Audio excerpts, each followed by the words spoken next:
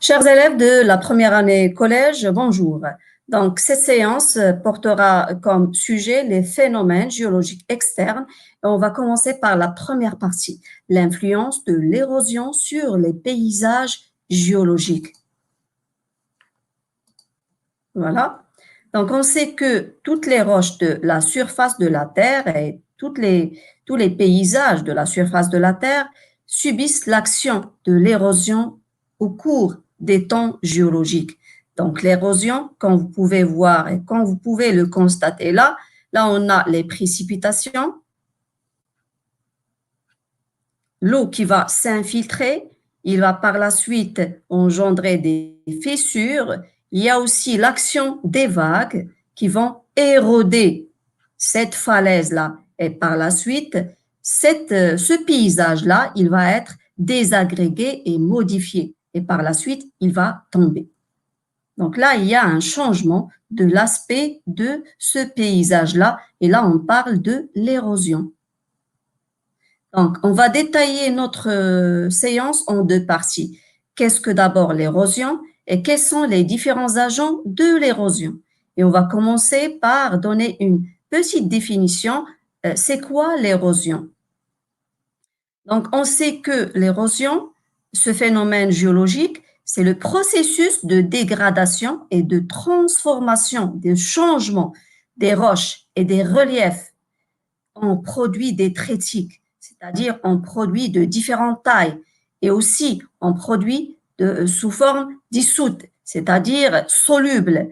Il y a deux types d'érosion selon l'agent responsable. Il y a l'érosion mécanique, et on va détailler ça, et aussi on a l'érosion chimique.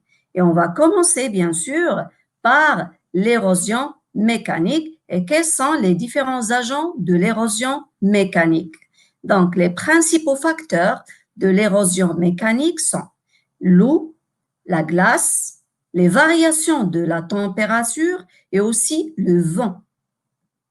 Et on va commencer par l'érosion mécanique et on va prendre comme facteur l'eau. Donc, l'eau est le principal agent de l'érosion.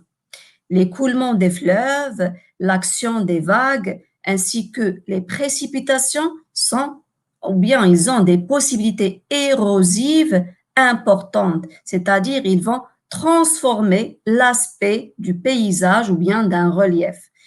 Voilà, par exemple, on a cette falaise-là qui est érodée sous l'action des vagues. Aussi, on a ce paysage-là où il y a de la glace et de la neige qui va changer l'aspect de ce paysage. Et là, on a l'action du vent qui a érosé cette forme-là et l'a transformée comme les cheminées. On parle des cheminées de fée.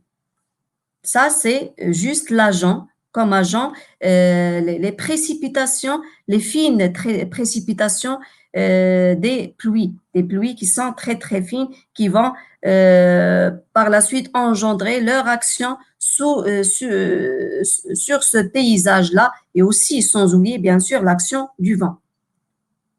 On passe à toujours l'érosion mécanique et avec l'agent de l'érosion qui est le vent. Donc, le vent, il va transporter principalement les fines particules telles que le sable et aussi il y a d'autres fines particules telles que le limon ou bien l'argile.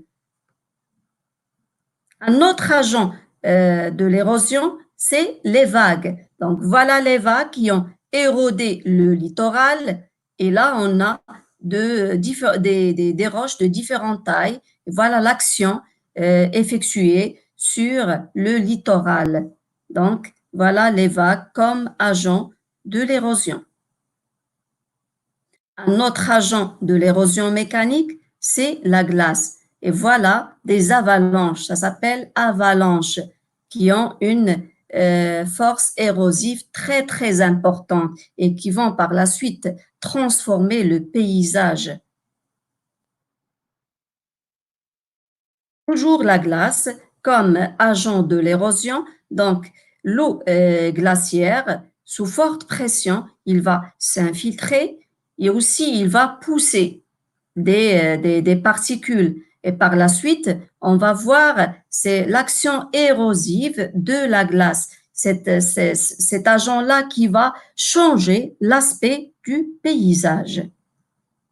Sans oublier, bien sûr, il y a un autre facteur, c'est la variation de la température suivant les saisons. Par exemple, pendant l'été et pendant l'hiver aussi, il y a un changement de température. Et aussi pendant le jour et pendant la nuit. Pendant la nuit, il fait très froid, pendant le jour, il fait très chaud. Donc là, il y a un changement, une variation de température qui va par la suite provoquer des fissures et des cassures au niveau des roches. Donc voilà les agents de l'érosion mécanique, à savoir l'eau comme agent principal. Il y a aussi le vent, il y a la glace, il y a aussi les variations de la température. Maintenant, on va passer à l'érosion chimique. Donc, l'eau de pluie, les pluies acides, je parle, chargées de dioxyde de carbone, il s'infiltre par les fissures des roches calcaires et par la suite, il va altérer, donc cette eau-là qui est riche en CO2, il va altérer, il va transformer les roches qui sont riches en calcaire, il va, par la suite, ce calcaire, il va être dissous.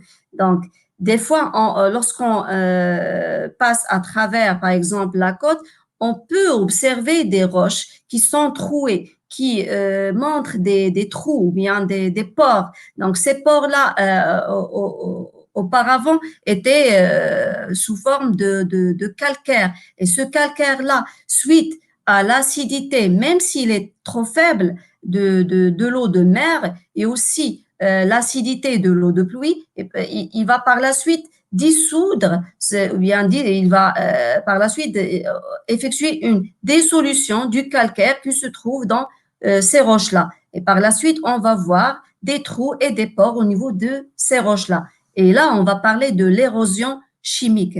Donc, lorsqu'on on entend parler de solutions ou bien des formes dissoutes, on va parler de l'érosion chimique. Et l'action de l'érosion chimique, ça demande bien sûr des temps géologiques qui sont très, très importants.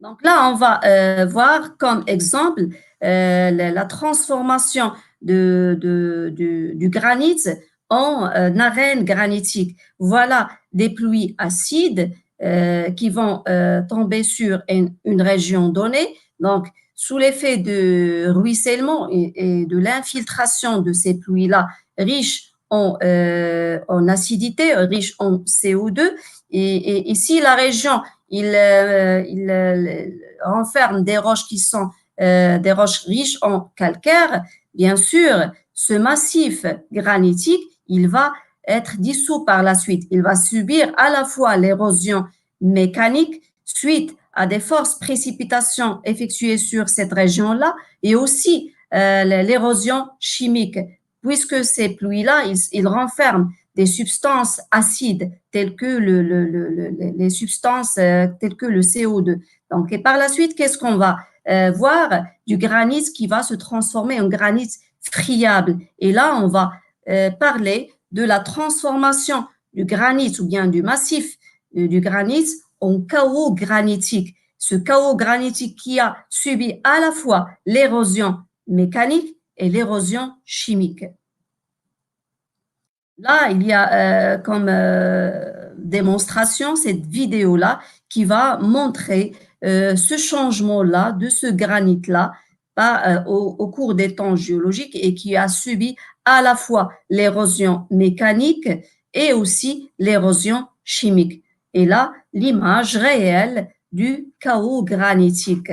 Ce granit-là, ce massif granitique qui a subi à la fois l'action de l'érosion mécanique et aussi de l'érosion chimique. Donc là, on a l'altération des roches qui est caractérisée par une dégradation partielle, aussi une dissolution, si ces roches-là, ils renferment bien sûr du calcaire. Et là, on passe du granit à un granit altéré vers une arène granitique. Cette arène granitique qui a subi à la fois l'érosion mécanique et aussi l'érosion chimique. Donc, voilà pour cette séance. La séance prochaine, on va parler du deuxième phénomène sédimentaire et là, on va parler du phénomène, bien sûr, du transport. Donc, jusqu'à la prochaine séance, portez-vous bien et merci.